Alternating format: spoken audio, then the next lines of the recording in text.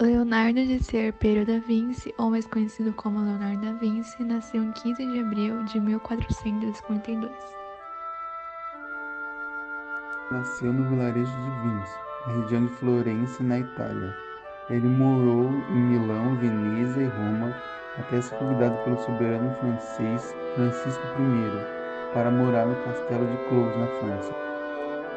Leonardo da Vinci estudou com Verrocchio em 1466, onde aprendeu a pintar e esculpir com ele na sua escola.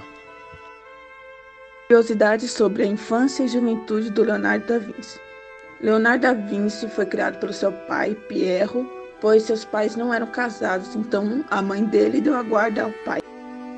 Aos 12 anos ou 13, mais ou menos nessa faixa etária, Leonardo da Vinci ele se mudou para a França para trabalhar no ateliê do Ferrocci. Não é novidade para ninguém que o Leonardo tinha conhecimento em várias áreas, então ele era um polimata. Dizem que o Leonardo foi preso aos 24 anos e por causa dessa acusação ele teve que sumir por mais ou menos 2 anos. Leonardo da Vinci ele nasceu canhoto, mas desde cedo ele aprendeu a escrever com as 2 mãos, então ele era um ambidestro. E por conta dele nascer canhoto, ele escreveu ao contrário nas folhas. Aí surgiu a suspeita de que ele estava tentando esconder alguma coisa, só que na verdade ele só escrevia ao contrário para não manchar. Muitos não sabem, mas Da Vinci não é o único sobrenome do Leonardo. Seu nome completo é Leonardo de Serpiero da Vinci. E outro fato é que Vinci é derivado da cidade onde ele foi criado, Anciano, uma parte da comuna de Vinci, na Toscana.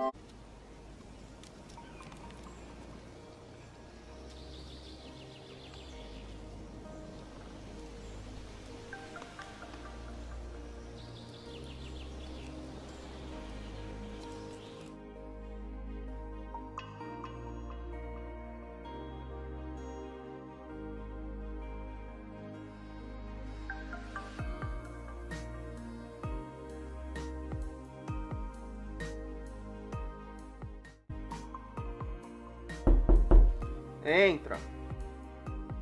Tá ganhando, filho. Que? Nem tô jogando.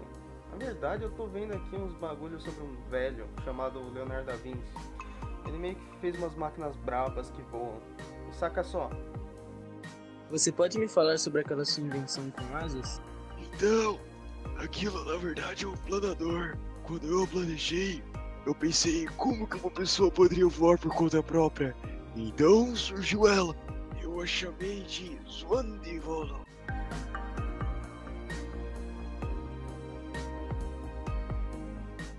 E essa é sua segunda invenção? Como funciona? Isso, na verdade, é um helicóptero. Um helicóptero helicoidal. Bom, ele foi feito para ser operado por 4 pessoas movendo o eixo principal.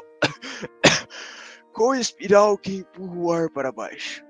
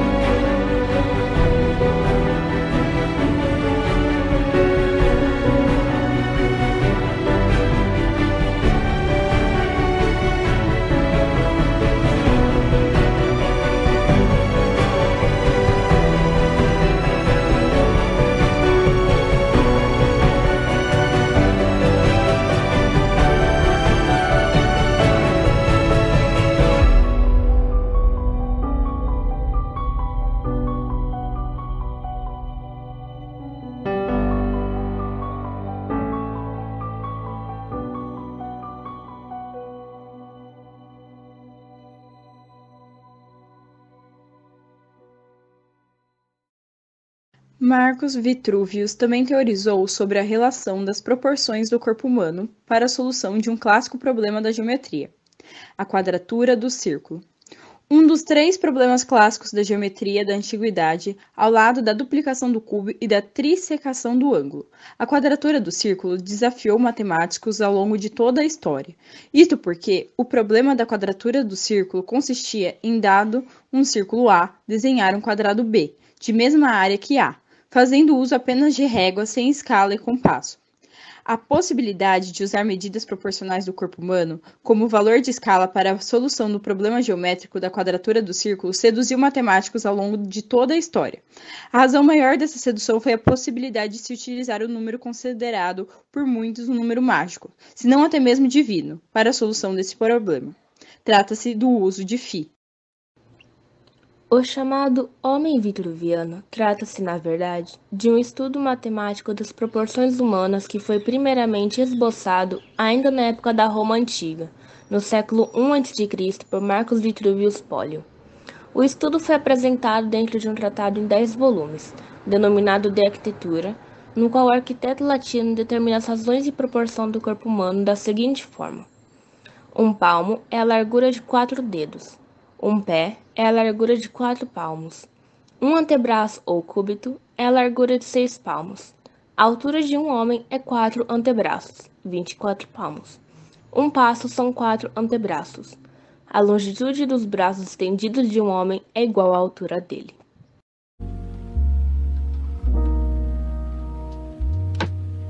Bom dia, boa tarde ou boa noite. Aqui quem tá falando é o Dandanks, Hugo Danilo, do Colégio Crescer de Jundiaí, diretamente da sala do 3º ano A, vindo abordar um tema que seria sobre uma das invenções de Leonardo da Vinci. Os participantes deste vídeo são Beissa, Pedroso e Ian. Então, uma breve explicação sobre quem foi Leonardo da Vinci. Foi um grande artista renascentista lá da Itália, século XV, que criou quadros muito importantes, presentes até hoje em nossas apostilas, livros didáticos, como Mona Lisa e Homem Vitruviano. O homem era muito inteligente. Para quem não tá ligado, o homem era muito inteligente. E ele usou da sua criatividade para criar tanques de guerra, tipo tanque de guerra. O veículo blindado de Leonardo da Vinci foi projetado para intimidar o inimigo, em vez de ser usado como uma arma militar séria. Devido ao tamanho impressionante do veículo, ele não seria capaz de se mover em terrenos acidentados. O projeto dificilmente poderia ser aplicado e realizado no século XV, devido à enorme quantidade de buracos nas estradas de terra. A máquina foi projetada enquanto Leonardo da Vinci estava sob o patrocínio de Ludovico, em 1487, às vezes descrito como um protótipo de tanques modernos. O veículo blindado de Leonardo representava uma tampa cônica, inspirada no casco de uma tartaruga. A cobertura deveria ser feita de madeira e reforçada com placas de metal, que aumentam a espessura. Ângulos inclinados desviariam o fogo inimigo. A máquina era movida por 2 grandes manivelas internas operadas por 4 homens fortes. O veículo foi equipado com uma série de canhões de luz colocados em todo o perímetro. As engrenagens do projeto foram localizadas na ordem inversa, tornando o veículo impraticável. Algumas fontes consideram que isso foi um erro deliberado de Leonardo como forma de segurança, caso seu projeto fosse roubado e usado de maneira irresponsável. Por volta de 2010, um grupo de engenheiros recriou o veículo de Leonardo com base no projeto original e corrigiu.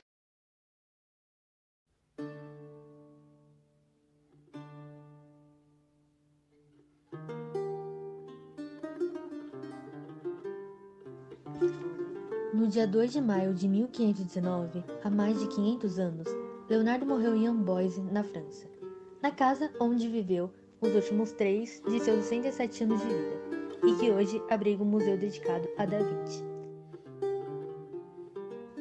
Relatos da época indicam que ele não conseguia sair da cama pelas constantes dores de cabeça, resultado de um provável derrame cerebral conseguindo produzir apenas o seu testamento. Leonardo foi enterrado na igreja de São Florentin, no castelo de Amboise. Quase 3 séculos depois, a igreja foi destruída e os ossos do gênio se perderam. Em 1863, os supostos ossos foram descobertos, ganhando assim uma nova tumba na Capela São Humberto, próximos ao jardim do castelo. Apesar do seu nome estar mais associado à pintura, ele incursionou em muitas disciplinas, obtendo destaques em várias delas, como medicina, filosofia, óptica, química, culinária, arquitetura e fotografia. Devido às suas inúmeras contribuições em praticamente todos os campos de conhecimento humano, Leonardo da Vinci é apontado como um dos homens mais brilhantes da história.